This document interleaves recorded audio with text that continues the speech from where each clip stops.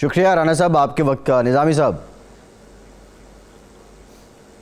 جی شکریہ رانا صاحب السلام علیکم، کیسے مزاج ہیں آپ کے؟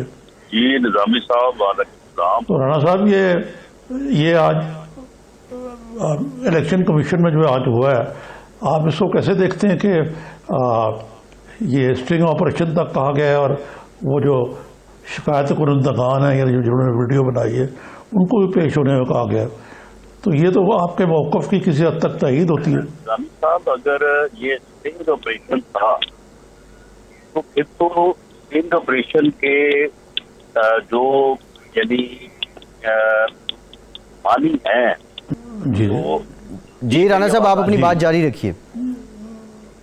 میں یہ عرض کر رہا تھا، آپ کہہ رہے تھے نا کہ یہ اسٹرنگ آپریشن کا، جی تو میں یہ عرض کر رہا تھا کہ اسٹنگ آپریشن جو ہے وہ تو یہی بات ہے کہ میں کسی کو ڈریگ کروں ایک سوچی سمجھی اسکیم کے تحت، اس کے مطابق میں گفتگو کروں اور ریکوائرڈ جو ہے وہ جواب لوں، اس کے بعد ان کو آڈٹ کروں اور اس کے بعد جو ہے وہ میں، کیونکہ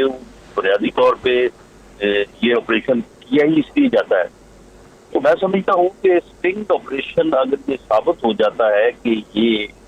ایک بناوٹی طور پہ جو ہے یہ حیدر گیلانی کو جو ہے وہ اس معاملے میں ٹریک کرنے کے لیے کیا گیا تھا، تو میرا نہیں خیال کہ اس کے اوپر کوئی پینل ایکشن جو ہے وہ اٹیکٹ ہوگا۔ اور دوسری بات یہ ہے کہ اگر یہ اٹیکٹ ہوگا تو یہ حیدر علی پہ ہوگا، یوسف رضا گیلانی پہ نہیں ہوگا۔ ہر آدمی جو عاقل بالغ ہے وہ اپنے قول و فعل کا جو ہے وہ خود ذمہ دار ہے۔ جی جی اگر میں کسی کے لیے کوئی کام کرتا ہوں تو جب تک میں یہ خود نہ کہوں بلکہ یہ ثابت نہ کروں کہ میں یہ خود تو اس میں جو ہے وہ اپنی مرضی سے نہیں کر رہا تھا بلکہ میں کسی کے کہنے پہ کر رہا تھا، تو اس لیے میرا بھی خیال کہ علی گیلانی صاحب کل کو یہ بیان دینے والے ہیں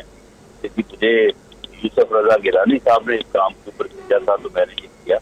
تو اس لیے میرا یہ خیال ہے کہ پی ٹی آئی کی یہ موومنٹ جو ہے یہ کوئی پذیرائی نہیں حاصل کر سکے، اور وہ جس طرح سے جو یوسف رضا گیلانی صاحب کو الیکشن سے باہر کرنا چاہتے ہیں یا اپنے راستے سے ہٹانا چاہتے ہیں، اس میں وہ کامیاب نہیں۔ ان کے نام معلوم ہے آپ کو؟ یہ نام بتائیں آپ اگر آپ ذکر کر رہے ہیں جو ہے میں نے اس کا۔ جی ان کے نام جو ہے وہ ہماری لیڈرشپ کو معلوم ہے، لیکن پی ڈی ایم کی کل کی میٹنگ میں یہ فیصلہ ہوا ہے آفٹر ڈسکشن یہ ایشو جو ہے کہ اس بارے میں جو ہے وہ بات اب نہ کی جائے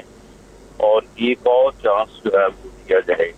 کہ چیئرمین سینٹ کے الیکشن میں جو ہے وہ اگر کردار ادا ہوتا ہے جی جی شاید یہ چیزیں جو ہے یہ سامنے لائی جائیں، اور اگر نہیں ہوتا کیونکہ پی ڈی ایم میں ایک مضبوط رائے یہ پائی جاتی ہے کہ اسٹیبلشمنٹ اگر اپنے کردار کو جو ہے وہ پولیٹیکل انٹرفیئرنس سے وڈرا کر لے تو اسٹیبلشمنٹ کے ساتھ کوئی ٹکراؤ۔ جی جی اچھا رانا صاحب یہ بتا دیں کہ لانگ مارچ ویسے تو کہہ رہی ہے پی ڈی ایم کے آئین کی حکمرانی چاہتے ہیں، کیا حکومت کو واقعی آپ گھر بیچ کے آئین کی حکمرانی چاہتے ہیں؟ یہی ون لائنر ہے لانگ مارچ کا؟ دیکھیں لانگ مارچ جو ہے اس کا بنیادی تھیم تو یہی کہ آئین کی بالادستی ہو، تمام ادارے جو ہے وہ اپنی آئینی حدود میں رہیں۔ یہ بات جو ہم پچھلے 2-3 منٹ میں ہم نے ڈسکس کی ہے، تو دراصل یہی وہ وجہ ہے جس کی وجہ سے یہ 2018 کا الیکشن ہوا، یہی تو وجہ ہے جس کی وجہ سے نظامی صاحب جواب دیتے ہوئے پرویز خٹک صاحب نے کہا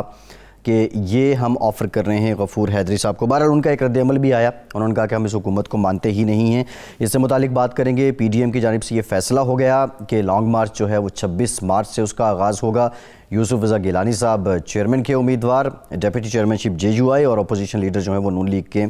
ہوں گے۔ نظامی صاحب ایک اور جو بڑی ڈیولپمنٹ ہوئی وہ یوسف رضا گیلانی صاحب کا جو نوٹیفیکیشن تھا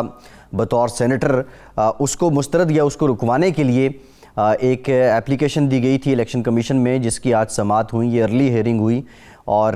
اس استدعا کو، حکومت کی جو استدعا ہے اس کو مسترد کر دیا ہے الیکشن کمیشن نے، اور اس موقع پہ کہا کہ جو ویڈیو کا معاملہ ہے اس میں نہ پیسوں کا ذکر ہے نہ ہی ٹکٹ دینے کا۔ یہ الیکشن کمیشن کے جو وہاں ممبران تھے ان کی جانب سے ریمارکس سامنے آئے ہیں۔ تو اب کیا آپ کو کیا لگتا ہے کہ یہ ایک طرح سے، اور جو حکومت چاہ رہی تھی کہ کسی نہ کسی طرح بطور امیدوار چیئرمین سینٹ گیلانی صاحب کو روکا جائے، اس میں بھی کہیں نہ کہیں جا کے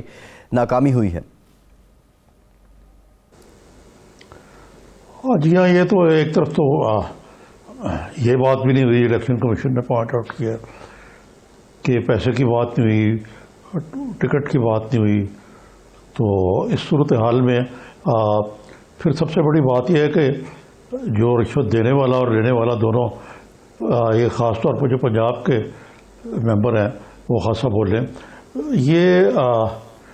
دونوں ہی اتنے ہی مجرم ہیں جتنے کہ رشوت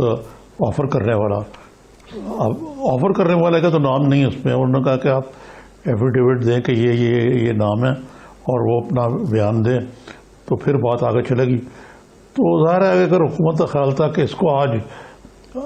بڑا اس کے لانگ ٹرم